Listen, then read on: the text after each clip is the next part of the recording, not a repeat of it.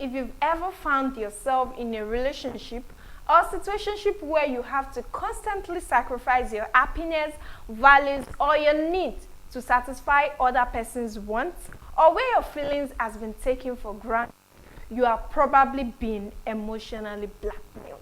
So stay tuned because this video is definitely for you.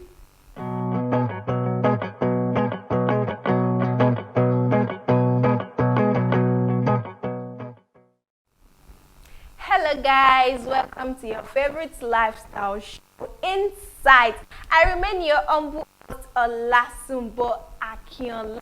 And last week I talked about what obsession really means, how to identify an obsessed person, and how to deal with situation. So on today's topic is how to deal with emotional blackmailers, or how to do with emotional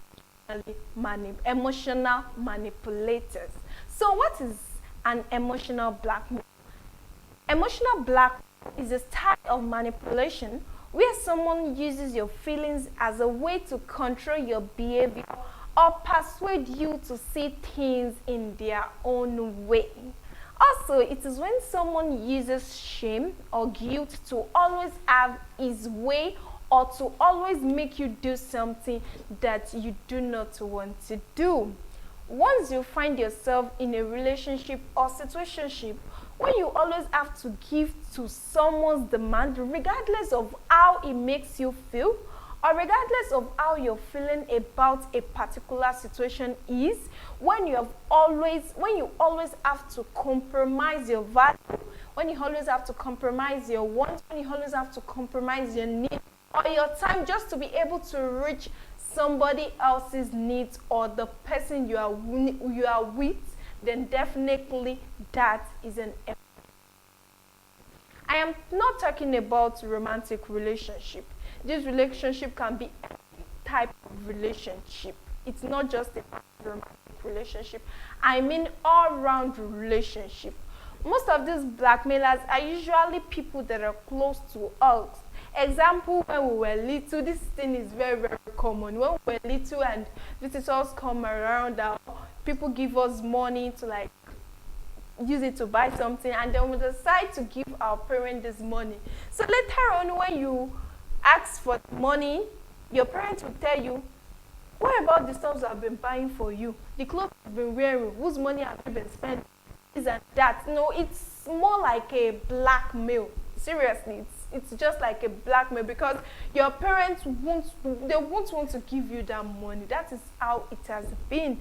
And I can say that the beginning of blackmail, you understand? The beginning of blackmail our lives. There are some set of manipulators whereby their demands are usually irrational, and it is always something you are not always willing to do. Those are the things a manipulator or a blackmailer wants you to do. They know you are out. It's something you don't want to do. They are aware it's something you don't want to do, and that is how they try to manipulate you. Now, how does it work? Like typical blackmail, emotional blackmail involves someone trying to get what they want from you. But instead of holding secrets against you, they manipulate you with your emotions. They make you good use of your feelings. That is what happens. So emotional blackmail progresses through 6 specific stages. There are 6 specific stages in emotional blackmail. And the first stage is the demand. The first stage of emotional blackmail involves a demand. The person may state this explicitly, like, I don't think you should hang out with so and so anymore. I don't want you to hang out with your friends. They just don't want you to hang out anymore. And that is like a demand. They might also make you feel subtle, like when you see that friend, they tend to speak wrongly. They tend to be sarcastic about such person when they see the person. So when you ask what is wrong, they don't say anything and say that I don't like how they look at you. I don't think they are good for you. Also, the next stage is the resistance. If you don't want to do what they want you to do, they would probably push back. Say directly like you are not insured, or so you are not comfortable, or they just can't, they just prove to be resistant, you understand. And if you worry how they would take a flat refusal, you might resist more. They would neglect, like the way they give that kind of resistance is like they can't like withdraw when they make that demand and you're not able to meet their demand. They withdraw a bit, after like giving a resistance, they replan, like they make new plans about how you will meet their own demand. The next stage is pressure. These people, they will state needs and desires in their relationship, and they would add pressure. There is no how. That is when they give you an ultimatum, like I give you till so. If you are not able to do this, I don't think they won't even tell you the result of the ultimate. And in a normal relationship, once you express resistance, the other person generally responds by dropping the issue or making an effort to find a solution together. A blackmailer will pressure you to meet their demands, perhaps with several different approaches. And such approach could be like repeating their demand in a way that makes them look good. Like, I am only thinking of our future. So when they kind of request for something and you are not reaching what they want, they make it evolve, like, okay, it is about them, it is about both of you, and they'll be like, it is just for our future. That's why they tend to like pressurize you, and they add something to it that is our future. The next is threats. Emotional blackmail can involve direct or indirect threats. Direct threats is, for instance, if you go out with your friends tonight, I won't be here when you get back. And indirect threats is, if you can't stay with me tonight when I need you, maybe someone else will. That is a threat. Because they don't want you to do what you want. Maybe they don't want you to hang out with friends, or they don't want you to go for that outing. They might also make a threat as a positive promise. That is, if you stay home tonight, you'll have a much better time than you would have had going out. This is important for our relationship. Why this doesn't seem like much of a threat? They are still trying to manipulate you. Why they don't plainly state the consequences of your refusal, they do implied continued resistance won't help your relationship. Compliance is another stage. If you don't want them to make good use of their threats, so you give up and give in, you might wonder if their request even warranted your resistance. Compliance can be an eventual process as they wear down over time with pressure and threats. Once you give in, this kind of way gives peace. They have what they want. They already have what they want. So they might seem particularly kind of loving, at least for a moment. And the last stage is the repetition. When you show the other person, you will eventually concede. They know exactly how to play similar situations in the future. Over time, the process of emotional blackmail teaches that it is easier to comply than face persistent pressure and threats. You may come to accept that their love is conditional and something they would withhold until you agree with them. They may even learn that a particular kind of thing will get the job faster. As a result, this pattern will probably continue. This repetition, it continues. It keeps going on like that. The demand, resistance, pressure, it keeps repeating itself on various cases and issues. Common examples are maybe an emotional blackmailer often use a combination of tactics, and the common examples of emotional blackmailers are the punishers. This set of people sometimes use punishment tactics that will say that what they want and then tell you what will happen if you don't comply. This often means direct threats, but punishers also use aggression, anger, or silent treatment to manipulate you. An example is when a partner comes and kisses you as you walk in, maybe made a huge sale today, let's celebrate, dinner, dancing, romance, then they say with a suggestive wink. Their mood changes instantly. They will just, that is when they kind of have mood swing.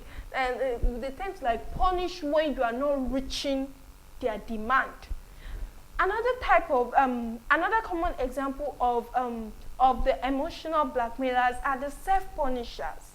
This type of emotional blackmail also involves threats. Instead of threatening you, self-punishers explain how your resistance will hurt them. Like, if you won't lend me money, I am going to lose my car tomorrow. If you don't let us live with you, we will be homeless. Thinking of our nephew's family, like the self-punishers, they are just like the punishers themselves.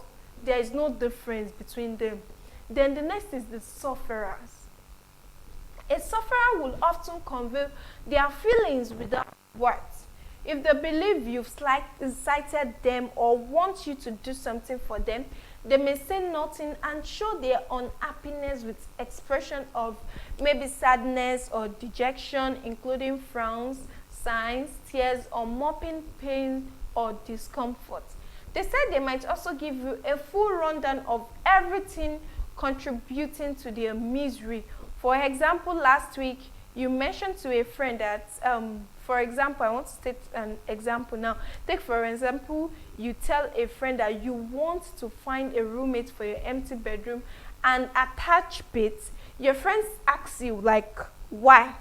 Then you be like, you don't want to stay there for free and something like that. No, an issue will lead to this kind of thing.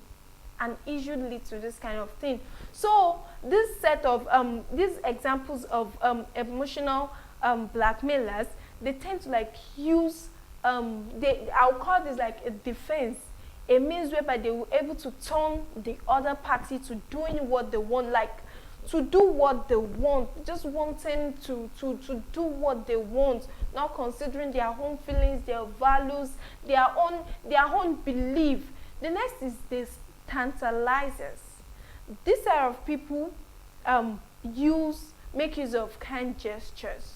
A tantalizer holds rewards over your head in order to get something from you, offering praise and encouragement. But each time you pass one order, there is another one waiting for you. They can't keep up. Your work is excellent. Like, they keep telling you, using kind gestures, praising you, doing things for you, but they would always, like I said earlier, there is a repetition. Something would always happen. It keeps repeating itself.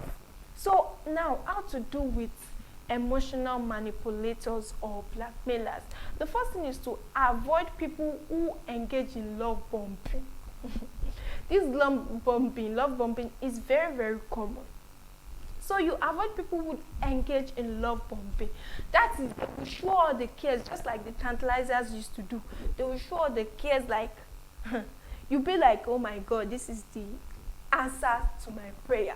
So it is when they show you the love and you get blindfolded, they get you blindfolded with that kind of love. That is how it starts.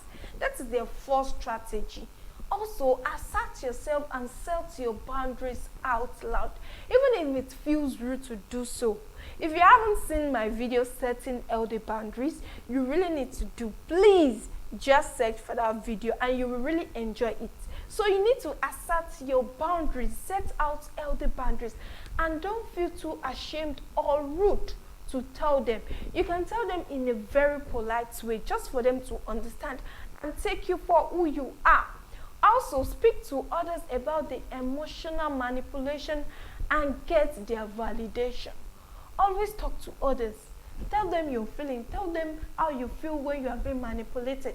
Tell them how you feel when they put you in that kind of situation. Like, you don't feel balanced, you don't feel happy, you don't feel yourself, you don't do this, you don't do that. Let them know. The next on how to deal with emotional manipulators is take your time instead of being rushed into decisions you may regret.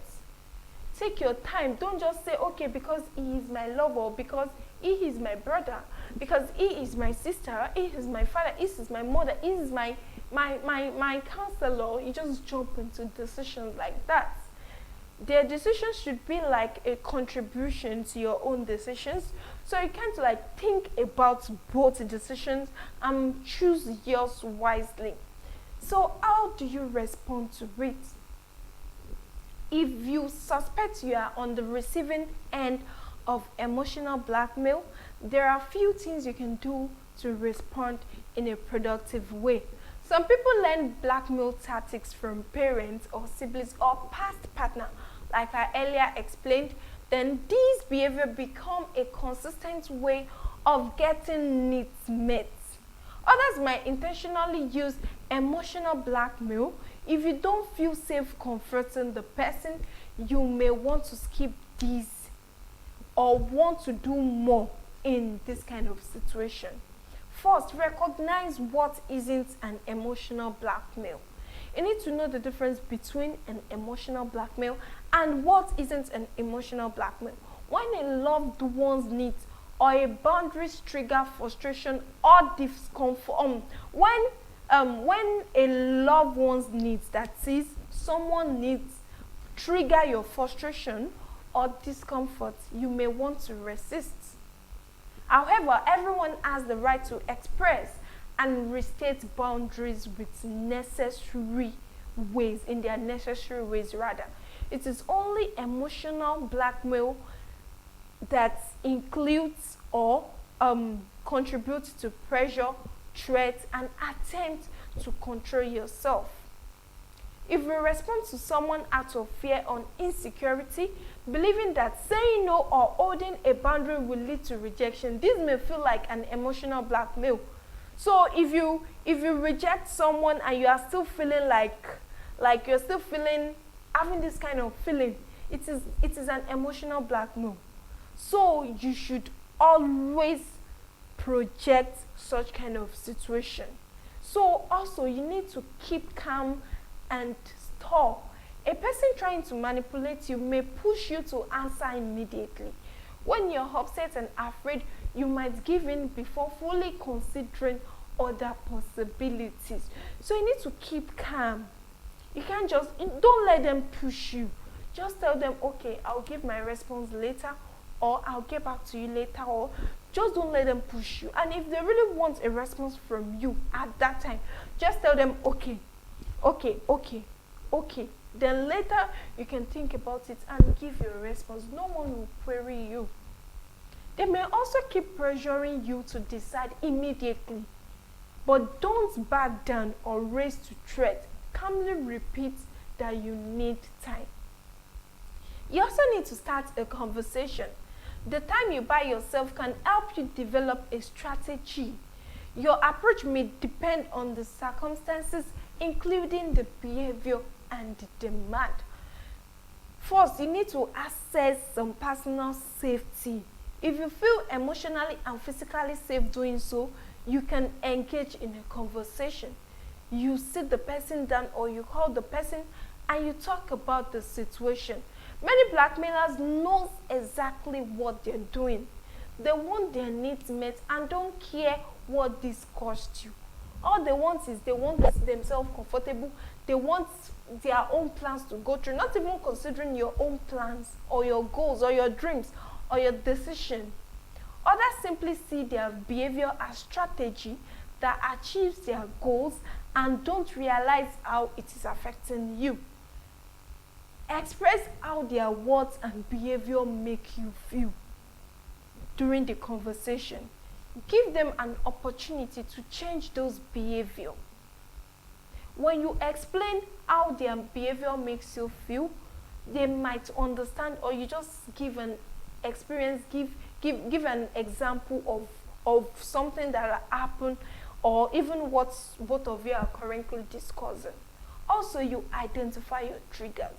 Someone trying to manipulate you generally has a pretty good idea of how to push your button. Let me tell you, these people they have your momo button. If you dislike arguing in public, for example, maybe they threaten to make a scene. That is it. This set of people might just try to bring up this discussion in public, or in a family meeting or a family outing. So if they know you don't like all these public discussions or public attentions, or you don't like discussing in public, they might want to use it against you. So they will just do it when you're in public. And since they know that is your weakness, and since they know you won't be able to say no in public, then you give in. In this same example, maybe there are some public arguments that are coming up with a standard response to these threats. Also, you enlist them in compromise. When you offer the other person the chance to help you find an alternative solution, your receiver may seem less like one. Start a statement that validates their feelings, then open the door to collaborative problem solving. That is, you start this kind of thing gradually during a conversation. Maybe you can just tell your partner, I am hearing, like, you're hearing he is feeling angry because you're spending the weekend with your friends, and you can just try to tell him, like, you should try to understand why you're feeling so frustrated. Maybe you just needed time to clear your head and spend some time with your friend. This shows the other person you care about how they feel, and let them know you're willing to work. So all I have said explains how you can deal with these emotional blackmailers or manipulators. And trust me, these people are everywhere in our families, at the office, in church. They are just everywhere. We are not the same. Human beings are not the same, and we cannot be perfect. So I really hope this video has been helpful, and if you've really learned something, please make sure you like, comment, and share for others to enjoy the show. And thank you so much for joining me. So do join me next week, same time, same platform. Bye, and have a wonderful week.